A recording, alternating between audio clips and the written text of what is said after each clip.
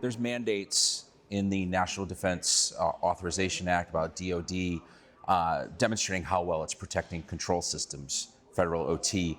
A lot of these are same kinds of equipment and sensors that are in the private sector, et cetera. Yet it seems that DoD is lagging a little bit in terms of compliance with Section 1505 specifically. What's your sense about what the challenges are there and what's holding this back? So my sense of the challenges with DoD's compliance with 1505 are, number one, scale. I mean, DoD is the largest segment of the federal government. It is massive in scope. It is global in its footprint. Secondly, having been part of that structure previously, part of the challenge is, do you have a true understanding of just how much critical infrastructure you really own, what its composition is, and how what its vulnerabilities look like? My sense is, quite frankly, part of the challenge is DoD is trying to generate a basic level of understanding, because only with that basic level of understanding can you then shift into a compliance framework. So I think that is why they're behind. And then I think you also have to be honest, I don't think that this is the highest priority for the DoD. I'm not arguing good or bad. My interpretation, having been part of that structure, is, it's one of many, many requirements they're trying to get through. Just to play off your answer there, you mentioned scale. Can you kind of characterize the scale? I mean, I wouldn't expect specifics, but. Check. So think about DoD as a department. It's got the largest single budget across the federal government in terms of annual appropriations. It's got a manpower, if you include military, active reserve guard, civilian component, there's probably something on the order of 4 to 5 million people working in DoD. It's spread all over the world. It literally has a footprint almost everywhere in the world. It operates a massive infrastructure. I mean, it moves fuel, it moves people, it moves parts. It has to partner with the commercial world. Much of its critical infrastructure, in fact, is owned and operated by the commercial world, by the private sector.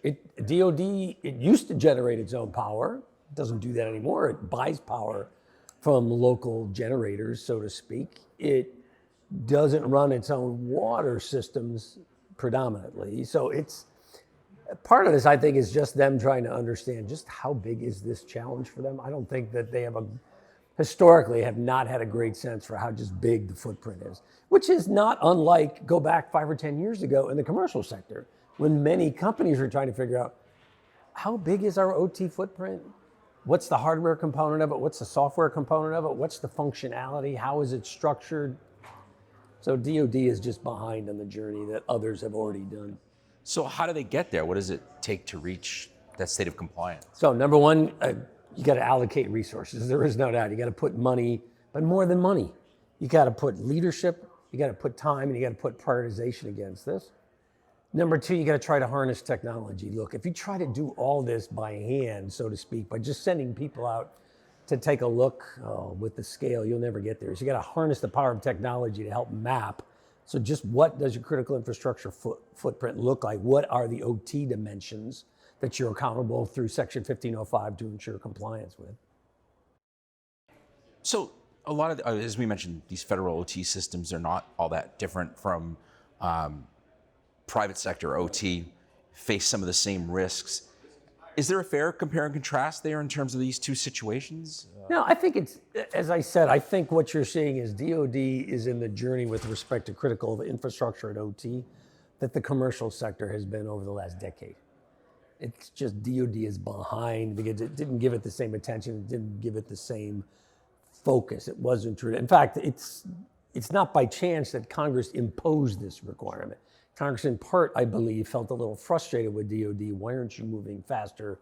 Why don't you have a better awareness of your critical vulnerabilities, about the nature of your critical infrastructure, about increasing the resilience and the awareness that you have of that? And so, quite frankly, they embedded this in the legislation to try to force DoD to do it. Right. And was there a trigger for that? I don't think there was a single specific, other than I think there was concern about the vulnerability of critical infrastructure. They looked at what was happening in the commercial sector, I think, and said, hey, look, if we're seeing actions directed against us in the commercial sector, we've got to assume that there's being activities directed against this within the government arena.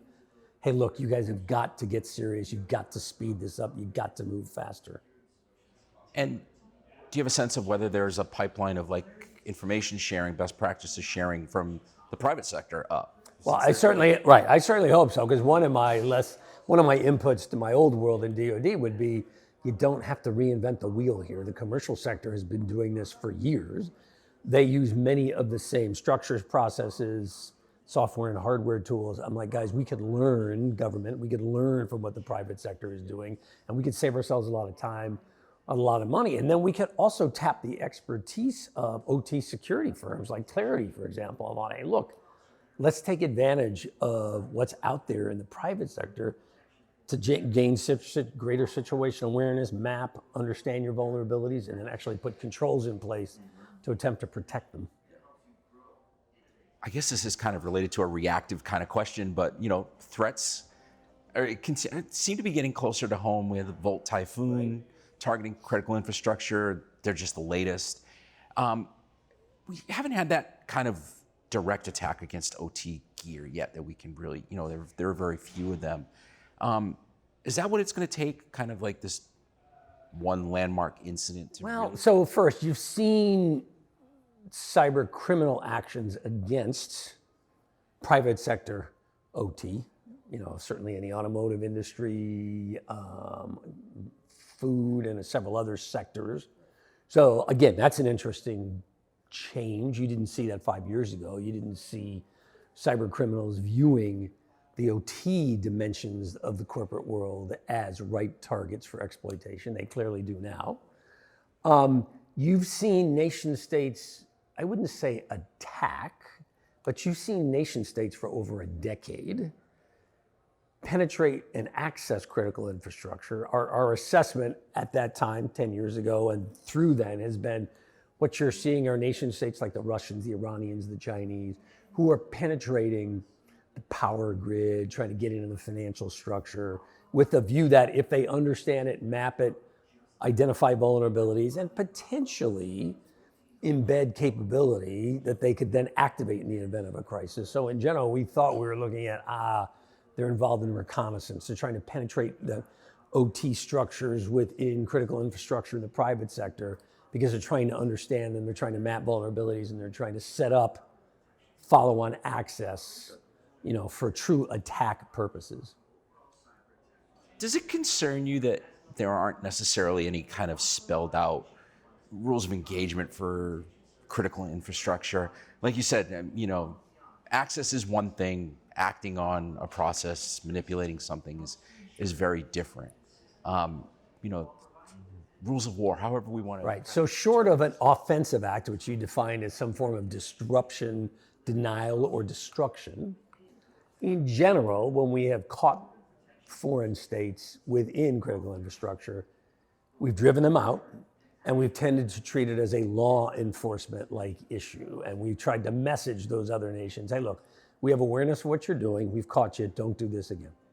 That clearly is not deterring their behavior, because we continue to see China, Russia, Iran, just to name three, we continue to see them at times continuing to attempt to penetrate and gain access to critical infrastructure in the United States. Until it becomes something of disruption, denial, destruction, I think the reality is that's likely the way it's going to stay, because you don't trip an act of war by penetrating a system for purposes of reconnaissance. That traditionally has not been viewed as an act of war, and certainly the government from a policy perspective has never treated it or associated such activity with that kind of characterization. Yeah.